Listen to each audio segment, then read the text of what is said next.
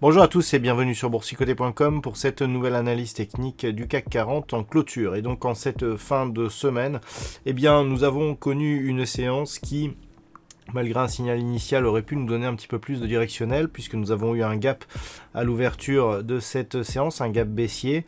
On a eu une grosse séance d'hésitation avec au final assez peu de volatilité pour une séance à 4 sorcières et une clôture quasiment sur les niveaux d'ouverture puisqu'à 5527,84, le CAC 40 perd ce soir 0,39% par rapport à la clôture de la séance précédente. On est venu s'appuyer sur la zone des 5520 points, on n'a pas excédé ici la zone des 5615 points, on est totalement dans le suivi de cette zone d'évolution en range que nous avons désormais depuis plusieurs semaines. Du point de vue des indicateurs techniques, on reprend un petit peu de dynamique haussière sur les histogrammes du MACD, mais cela se fait sans réelle dynamique. On voit l'évolution ici des histogrammes qui se fait d'une manière très progressive. Le RSI, quant à lui, redescend tout doucement dans sa zone neutre. Pas de signal, je dirais, fort. On a eu énormément de volume aujourd'hui, mais cela est dû essentiellement au fait que nous étions sur une séance à 4 sorcières. Donc, que dire? Peu de choses. On a ici une évolution qui se fait depuis plusieurs semaines dans les mêmes niveaux de cotation. Hormis cette bougie ici qui est venue donner une attaque baissière, on a tout de suite réintégré ici cette zone d'équilibre. Avant d'aller plus loin, je vais vous proposer une vue sur le CAC 40 en hebdomadaire pour constater que nous avons donc cette configuration avec ici ce mouvement haussier et cette phase de stabilisation qui est bien visible aussi sur la vue hebdomadaire. Toutefois, ce que nous pouvons voir, c'est que nous sommes ici sur une fausse sortie. On était quasiment en squeeze d'un point de vue de cette configuration hebdomadaire. On se retourne ici de manière relativement puissante. On inscrit deux bougies ici totalement à l'extérieur des bandes de Bollinger pour se neutraliser ici. D'un point de vue moyen terme, le signal est très intéressant car il s'agit d'un signal haussier relativement puissant.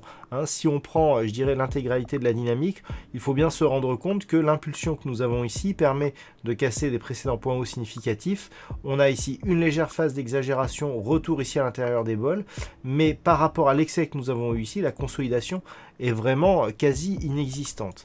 Du point de vue des indicateurs techniques, on a un signal donc de consolidation sur les histogrammes du MACD qui était apparu la semaine dernière. On reste ici dans la partie neutre de la zone d'évolution du RSI. Donc du point de vue hebdomadaire, on est plutôt dans une tendance ici qui reste clairement haussière. Ce qu'il faut surveiller, c'est tout simplement ici cette zone des 5213 points, puisqu'à partir de la semaine prochaine, cette zone des 5213 points sera très proche, logiquement, de la moyenne mobile 20 exponentielle, ce qui nous donnerait, au pire, si on venait consolider ici sur cette zone d'un point de vue hebdomadaire, une impulsion ici qui consolide sur la moyenne mobile 20 exponentielle, qui était, qui plus est, une zone de résistance auparavant, donc le setup resterait haussier. Par contre, en cassant ici, si on venait à casser cette zone horizontale, là, les choses pourraient changer. Naturellement, si on vient ici sur la zone des 5213 points, il est très possible que l'on rebondisse et que l'on valide par la suite le mouvement de fond. Donc la tendance reste haussière ici sur cette vue en hebdo. Il faudrait descendre au moins sur cette zone des 5213 qui correspond aussi au retracement ici des 38,2% de Fibonacci pour commencer à affaiblir cette dynamique. Alors maintenant, d'un point de vue daily, qu'est-ce que nous dit cette configuration ? Eh bien, tout simplement qu'on n'a plus de tendance. On n'est plus ici d'un point de vue daily sur une consolidation à plat, on est sur une perte de la dynamique avec ici un fort resserrement des bandes de Bollinger.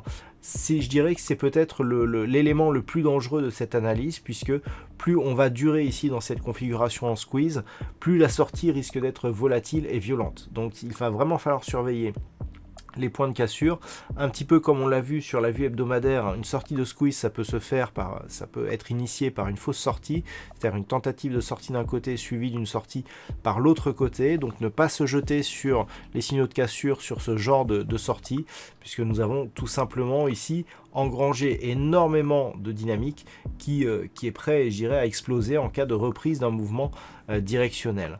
Donc à surveiller la semaine prochaine, zone des 5615 points, zone des 5520 points. Tant qu'on est entre les deux, eh bien, on reste ici dans une phase de neutralité.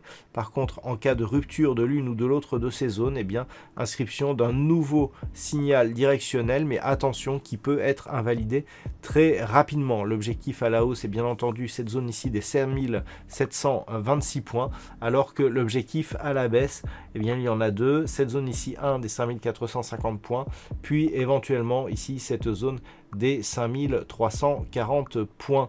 Voilà donc ce que l'on peut dire sur cette configuration technique du CAC 40. Nous sommes en fin de semaine, c'est quasiment la fin de l'année. On a eu la dernière séance des 4 sorcières hier. Voilà, à partir donc de la semaine prochaine, on prendra un rythme un peu plus vacances, donc avec des analyses en moins. Il restera juste les analyses du soir. À partir de la semaine prochaine, on va entrer dans la trêve des confiseurs, donc il ne devrait pas se passer grand-chose. Donc j'en profite pour vous souhaiter à toutes et à tous, si on ne se... Si vous prenez quelques jours de vacances aussi, eh bien de bonnes fêtes de fin d'année, malgré, je dirais, l'ambiance actuelle. Et puis pour tout le monde, donc on se retrouve soit la semaine prochaine, soit l'année prochaine, pour de nouvelles analyses techniques sur le site boursicoté.com.